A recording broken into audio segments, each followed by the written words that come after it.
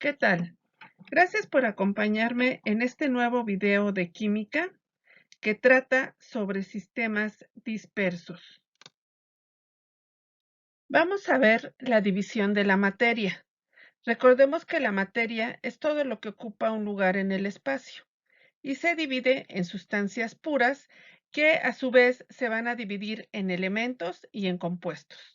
Y también la materia se divide en mezclas que por su aspecto se dividen en homogéneas y heterogéneas.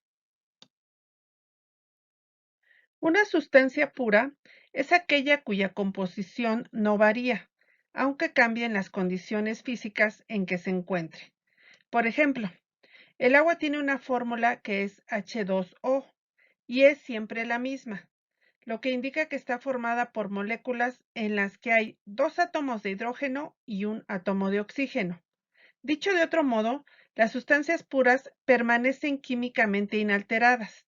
No cambia su estructura química en sus distintos estados de agregación, que recordemos que son sólido, líquido y gaseoso.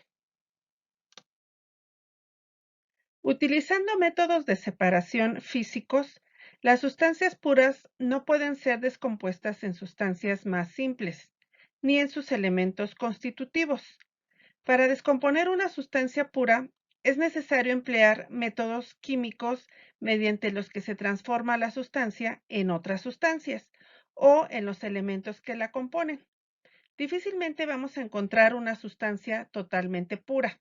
Por ejemplo, si hervimos agua de mar, vemos que quedan restos de una sustancia que no es agua, es sal. Por eso sabemos que el agua de mar no es pura.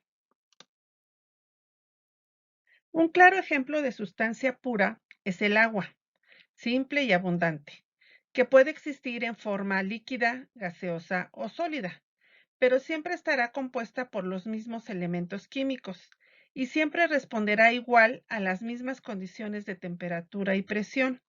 En cambio, si le añadimos sal, azúcar y otras sustancias, alteramos sus propiedades físicas y ya no es una sustancia pura. Existen dos tipos de sustancias puras, diferenciadas entre sí a partir de su composición atómica. Una de ellas son las sustancias simples, sustancias puras que están hechas de un único tipo de átomos, o sea, cuyas moléculas están compuestas del mismo elemento. Recordemos que un elemento químico es cada una de las formas fundamentales de la materia. Se presenta siempre como átomos de un mismo y único tipo, y que por lo tanto no pueden ser descompuestos en sustancias más simples empleando reacciones químicas. Ejemplos de estas sustancias son el oxígeno, que es un gas medicinal, y el helio, que se utiliza principalmente para inflar globos. El otro tipo de sustancias puras son las sustancias compuestas, que son sustancias puras que están compuestas por dos o más tipos de átomos. Un compuesto químico es una sustancia formada por la unión de dos o más elementos.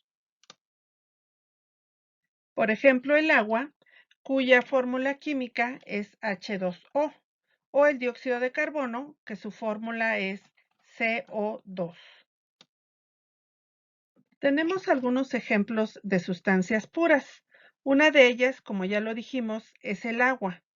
La utilizamos diariamente para nuestras actividades cotidianas. Otro ejemplo es el ozono, O3. Es un gas muy oxidante que protege a la Tierra de la acción de los rayos ultravioleta del Sol. Un ejemplo más es el monóxido de carbono, CO.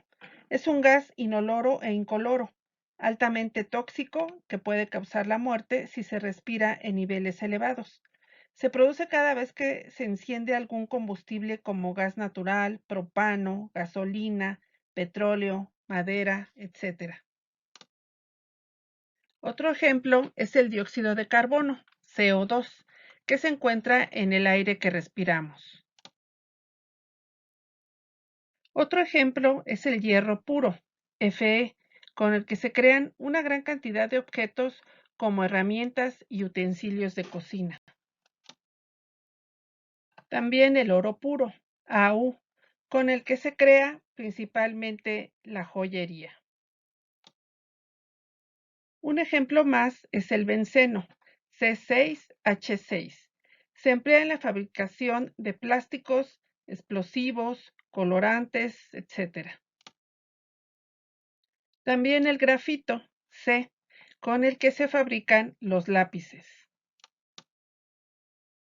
Y finalmente la sal o cloruro de sodio, NaCl, que es la que utilizamos en los alimentos. Hasta aquí el video, espero que les haya gustado. Muchas gracias por su atención.